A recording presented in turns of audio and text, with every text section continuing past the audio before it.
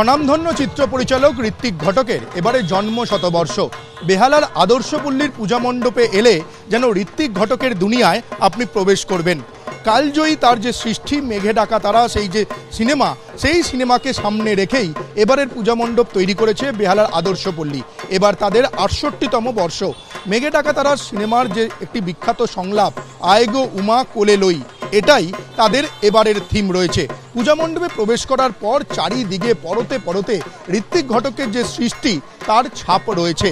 অর্থাৎ এই জন্ম শতবর্ষে ঋত্বিক ঘটককে সম্মান জানিয়ে, শ্রদ্ধা জানিয়ে, তার যে কীর্তি, সেই কীর্তিকে সম্মান জানিয়েই এবারে বেহালার আদর্শপল্লীর এবারের এই পূজা মণ্ডপে ব্যবহার করা হয়েছে টিন, বাঁশ এবং কাঠ।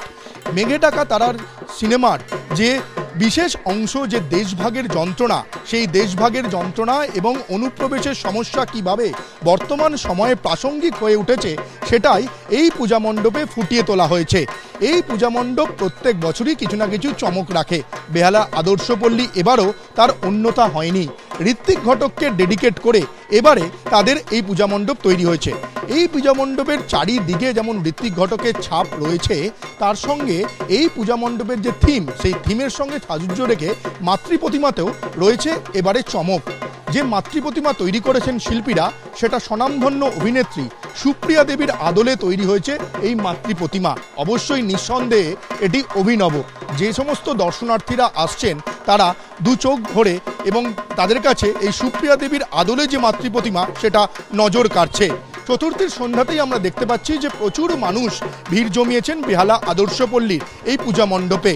সব মিলিয়ে বেহালা আদর্শপল্লী প্রত্যেক বছরের মতো এবছরও নতুন থিমে, নতুন চিন্তা ভাবনায় মানুষকে উপহার দিয়েছেন ঋত্বিক ঘটকের মেঘে ডাকা তারার থিম। এবার ঋত্বিক ঘটকের জন্ম শতবর্ষ। সেই শতবর্ষে বেহালা আদর্শপল্লী যেভাবে শ্রদ্ধাঞ্জলি নিবেদন করলো, সেটা অবশ্যই তারিফ করার মতো। ক্যামেরায় রোজারিওর সঙ্গে সৌমিত্র রায় রিপোর্ট, এবিপি আনন্দ, কলকাতা। শাহাপুর সর্বজনীন দুর্গোৎসব কমিটির পূজা মণ্ডপে এলে আপনি যেন লালন ফকিরের দুনিয়ায় প্রবেশ করবেন। এবারে তাদের পুজো ৭৮তম বর্ষে পদার্পণ করলো। তাদের থিম আত্মদর্শন। লালন ফকিরের আত্মদর্শনকেই এবারের পুজো ভাবনায় ফুটিয়ে তুলেছে শাহাপুর সর্বজনীন দুর্গোৎসব কমিটি। লালন ফকিরের ওপর রিসার্চ ওয়ার্ক করে তৈরি করা হয়েছে এই পূজা মণ্ডপ। লালন ফকিরের বিভিন্ন বাণীকে সাজুজ্য রেখে এই পূজা মণ্ডপে থিম তৈরি করা হয়েছে। এই পুজো মণ্ডপে লালন মিউজিয়াম তৈরি করা হয়েছে।